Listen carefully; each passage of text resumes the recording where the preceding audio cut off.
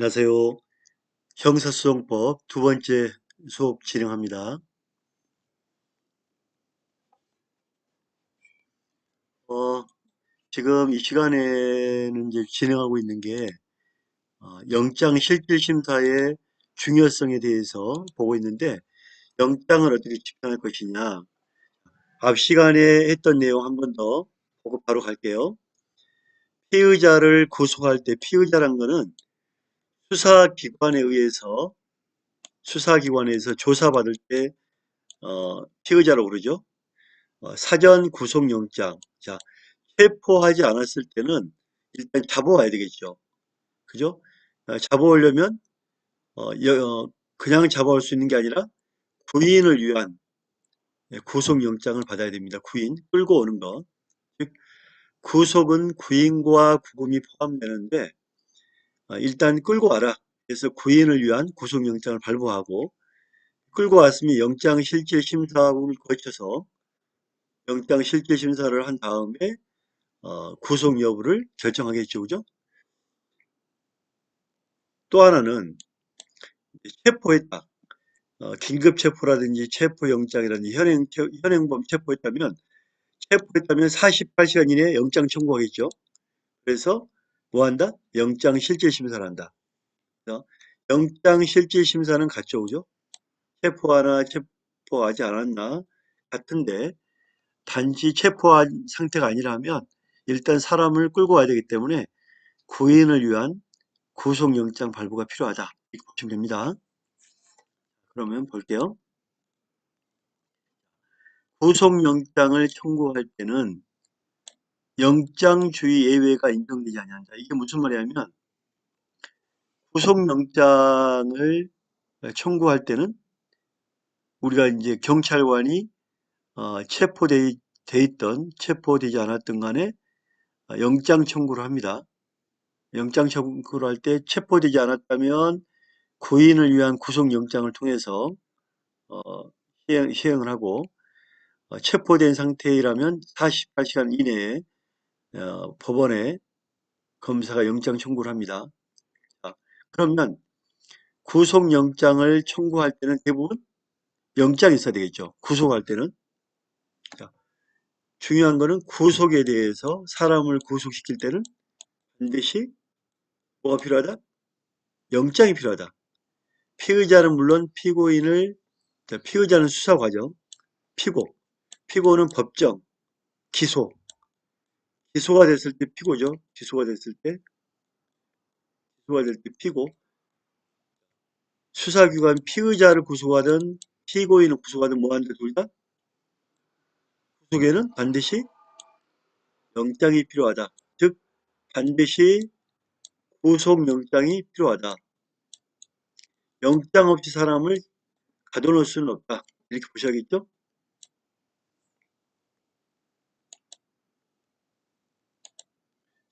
그러면 영장을 청구했으면 뭐가 이제 반드시 뭘 하죠?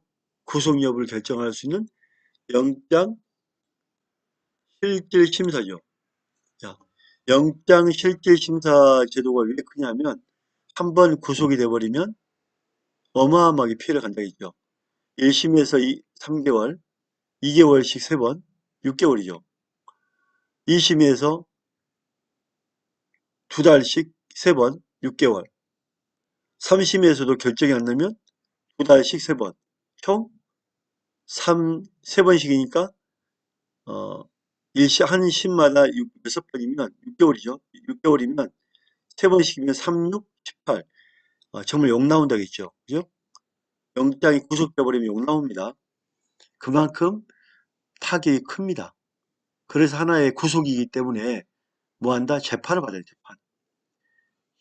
말이 심사제도지, 저는, 이것도 하나의 재판이라고 봅니다, 재판. 물론 이제 표현 자체가 심사입니다. 심사인데 성질을 보면 재판과 비슷하다. 영장 실질심사라고 해서 소홀히 하면 절대 안 된다. 운명이 걸린 문제고 정말 중요한 문제이기 때문에 영장 실질심사도 하나의 재판이라고 보셔야 됩니다.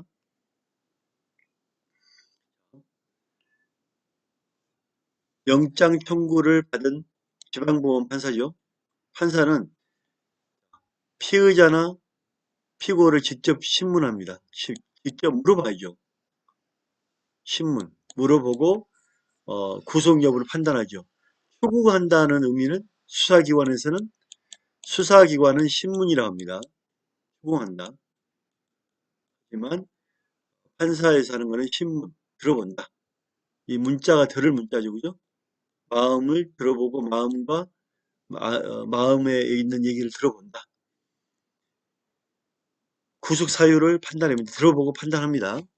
자, 근데 영장실질심사가 옛날에는 가고 싶으면 가고 안 가고 싶으면 안 가고 그랬죠. 마음대로 하면 안 되잖아요. 그래서 반드시 모든 사람을 구속시킬 때 뭐한다? 반드시 신문해라. 그래서 피의자의 의사나 법관의 필요성 관계없이 반드시 뭐한다? 신문해라. 영장실질심사는 꼭 필요한 것 외에는 반드시 한다. 출석을 원칙으로 한다. 자, 그러면 신문기일, 지금 그 유치장에나 경찰서에 잡혀있기 때문에 신문기일을 지정하면 빨리 해야 되겠죠. 뭐 판사가 휴가 갔다 와서 한다든지 그러면 판사는 휴가 갈 때 놀지만 피고인은 갇혀 있는 거죠. 그렇기 때문에 빨리 한다. 자, 법원에서 뭐라고 하냐면 볼게요. 법원에서는 이렇게 표현합니다. 지체 없이란 거는 한글 표현으로 서류를 받은 다음 날까지 영장을 청구받은 판사는 지체 없이 피의자를 신문하여야 하며 특별한 사정이 없는 한 구속영장이 청구된 날에 뭐한 날? 다음 날. 지체 없이라는 말은 다음 날까지 해라. 이 뜻입니다. 앞으로. 그래서 영장을 청구받으면 지방법원 판사는 바로 다음 날까지는 해야 돼요. 다음 날까지. 없으니까. 따라서 영장을 받으면 내일 몇 시 하자 하고 통지를 합니다. 영장 청구를 받으면 내일 오후 2시 하자 통지를 합니다. 그러면 검사나 피의자 및 변호인에게 신문기일과 장소를 통지하는데 교수님 왜 변호인이 나옵니까? 영장실질심사도 하나의 재판이라고 그러죠. 그러면 지방법원 판사가 앉아있죠. 판사가 이렇게 법정에 앉아 있습니다. 출입문이 있고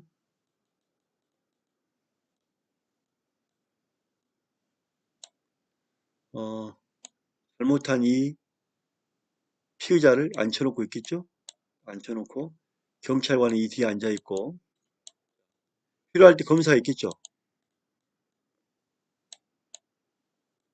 자, 이 피의자에 대해서 검사와 1대1로 안 되잖아요. 대화가. 필요할 때 변호사가 대화해야겠죠. 변호사가 검사와 맞서야 됩니다. 1대1 상황을 만들어 주려면. 그래서 변호인은 반드시 있어야 되죠. 이 검사가 있는데 변호사가 없으면 안 되잖아요. 영장실질심사 구속까지 이루어진 사건은 다 강력범이거든요. 강력범에 변호사 없이 한다. 이 말이 안 되죠. 그죠? 그래서 변호사를 의무적으로 앉힙니다. 그래서 돈이 없는 사람은 국선 변호인, 돈이 있는 사람은 변호인을 사서 앉힙니다. 또 여기에 뒤에 방청석이 있어요. 방청석. 방청석에 가족들이 옵니다. 일반인이 출입은 안 되지만 가족들이 다 와요. 와서 앉아 있습니다. 이 부인들이 애기들 데리고 옵니다. 애기들 데리고. 여기서 영장실질심사한테 막 울죠. 옷도 막 허름하게 입고 다니고 불쌍해 보이고 막 울죠. 그러면 판사가 저 사람 누구냐? 부인입니다. 그러죠. 그러면 아무래도 실질심사할 때 참고를 하겠죠. 자, 영장실질심사 한 건만 있는 거 아닙니다. 한 건만. 여기에 지금 밖에 나가면 계속 대기에 있어요. 실질 심사를 받은 사람이 되겠죠. 이 가족들은 미리 앉아있죠. 그래서 많이 앉아있어요. 방청석들이 많이 앉아있습니다. 누가 누군지 모를 만큼 많이 앉아있어요. 자, 그래서 영장 실질 심사가 이런 모양으로 그림으로 이루어진다.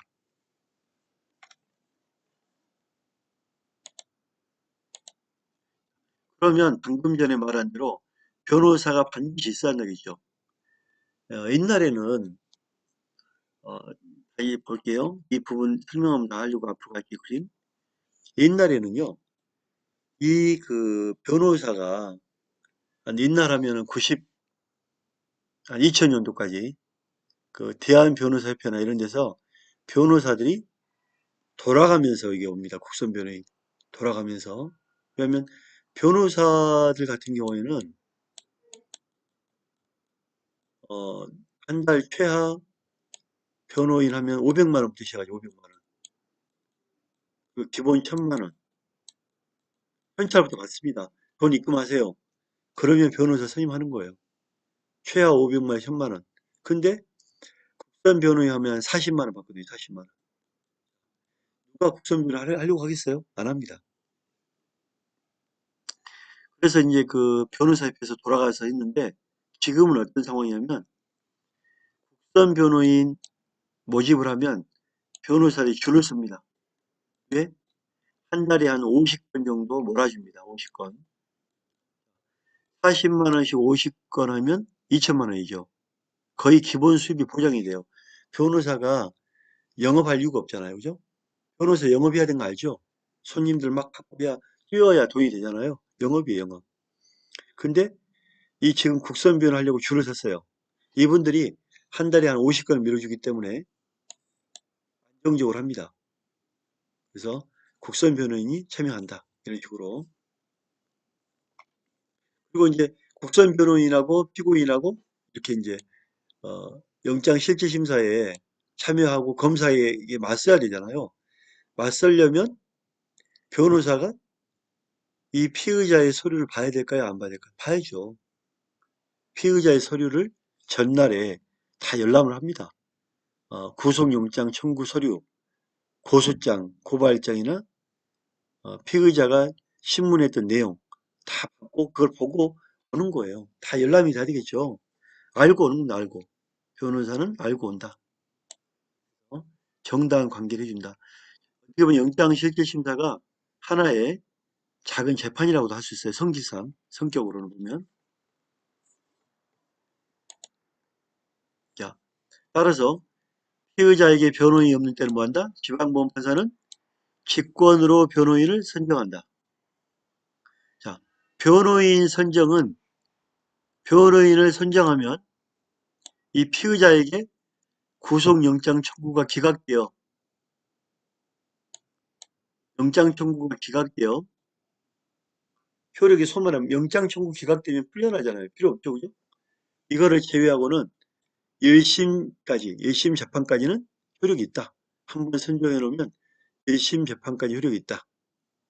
또 하나 법원은 변호인 선정 결정이 취소되어 변호인이 없게 될 때는 또다시 뭐한다? 직권으로 변호인을 선정할 수 있다.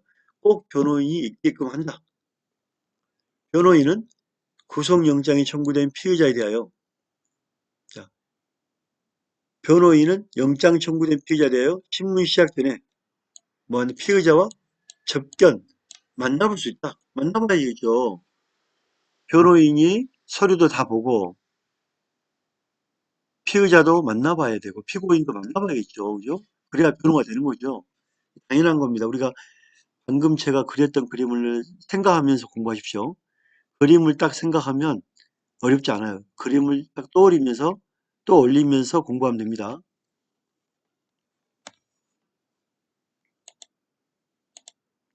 자, 서류 열람은 할 수 있다겠죠. 피의자 신문에 참여한 변호인은 지방법원 판사에게 제출된 구속영장 청구서, 그에 첨부된 고소장, 고소장은 피의자가 쓰는 거죠. 고발장은 제3자 기관에서 낸 거죠. 피의자 진술을 기재한 서류와 피의자가 제출한 서류를 뭐한다? 열람할 수 있다. 그리고 신문기일에 출석해서 검사와 변호인은 1대2로 피의자 피고인이 있죠. 1대2로 당당하게 의견을 뭐한다? 진술할 수 있다.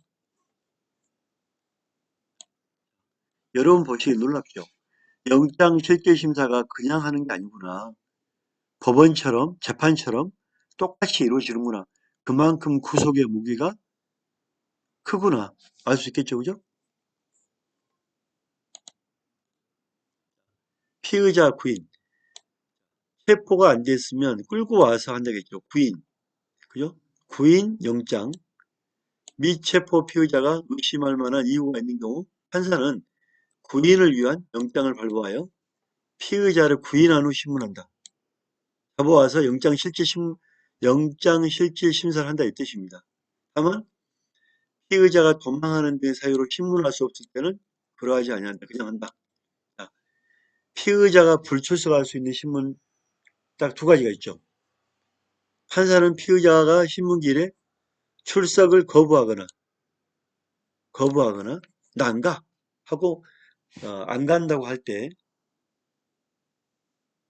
거부하거나 질병, 코로나 바이러스처럼 질병이 있다. 그 밖의 사유로 현저하게 곤란하고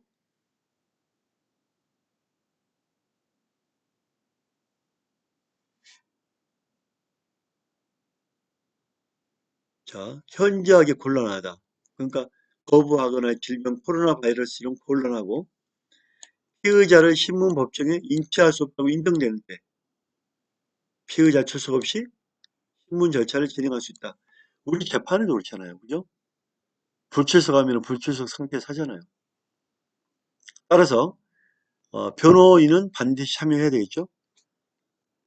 하지만 피고가 없다면 변호인도 검사와 동등한 대결이 안 되기 때문에 변호인만 혼자 한다. 이건 안 되죠. 그죠? 피고가 안 오면 변호인도 올 이유가 없죠. 그죠? 그렇다면 정리합니다. 영장실질심사에는 반드시 피의자 참여를 원칙으로 하지만 두 가지 예외가 있다. 거지일 때, 거부하거나 질병이 있을 때는 거부할 수 있다. 거지는 냄새나니까 참여할 필요가 없다. 거지일 때는 거지는 참석시킬 필요 없다. 거지일 때 안 부른다. 암기, 거부할 때, 질병 등 이 사유가 있을 때는 참여 안 해도 된다. 그래서 두 가지 사유를 제외하고는 반드시 영장실질심사는 참여한다. 근데 자기를 구속시키겠다고 그러는데 안 가겠어요. 근데 사람을 죽였거나 이런 사람들은 뭐 보나마나 사형이니까 못 간다고 갈 필요 없다고 막 하겠죠. 그죠?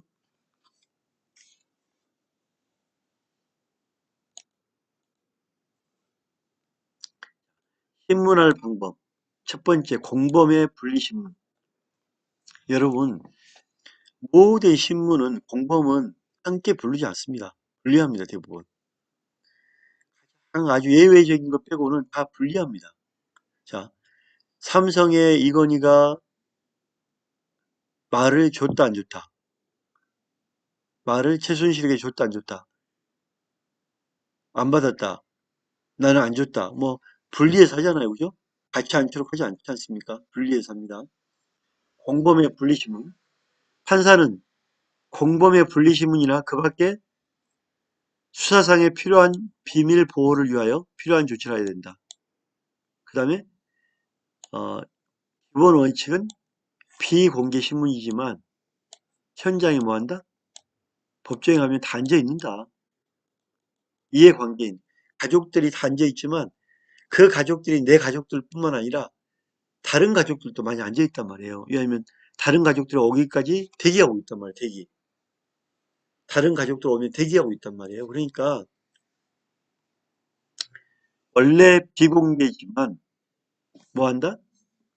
즉 피의자의 신문 절차는 공개하지 않지만 이 공개란 거는 외부에 공개하지 않지만 판사는 상당하다고 인정하는 경우에 피의자의 친족, 이해관계인의 방청만 허락하고 나머지는 공개하지 않는다. 비공개 원칙, 비공개 신문. 가족들은 앉혀서 들을 수 있다, 방청할 수 있다. 하지만 비공개 신문이다. 꼭 기억해야 됩니다. 자, 공개하지 않는다. 밖으로 공개하지 않는다. 왜? 법에 돼 있잖아요. 이해관계인 가족들만 앉기 때문에 공개하지 않는다. 신뢰관계인 동성, 장애인 등 특별히 보호를 요하는 자에 대해서는 신문시 직권 또는 피의자, 법정 대리인, 검사의 신청에 따라 피의자와 신뢰관계에 있는 자를 뭐한다? 동석하게 할 수 있다. 함께 앉게 할 수 있다. 자, 의견 진술, 검사와 변호인은 판사의 신문이 끝난 후 의견을 진술할 수 있다. 검사가 얘기하면 변호사 얘기하고, 자, 필요할 때는 신문 도중에라도 판사의 허가를 얻어서 의견을 뭐한다? 진술할 수 있다.